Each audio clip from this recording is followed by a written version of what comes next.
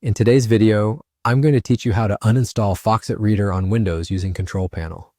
We'll keep this simple and clear, and I'll share a few tips along the way so you know exactly what to expect. Before you begin, make sure Foxit Reader isn't running. If you see its icon in the taskbar or in the system tray near the clock, close it first. You may also need administrator rights on your computer to complete the removal. Start by opening Control Panel. The fastest way is to use the Windows search. Click the Start button, type Control Panel, and open it from the results.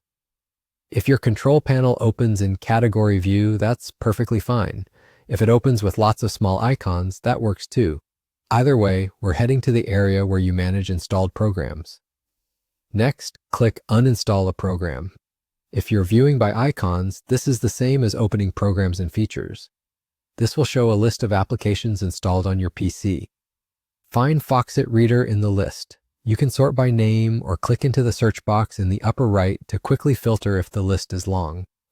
Once you see Foxit Reader, right-click it and choose Uninstall.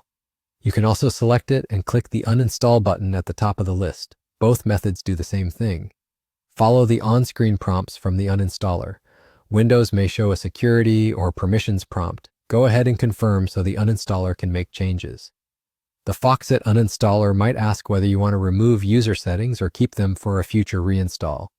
If you don't plan to reinstall, choosing to remove those settings helps ensure a clean uninstall. If you're unsure, keeping them is fine. Let the process run without interrupting it. If Foxit was still open, you may be asked to close it before continuing.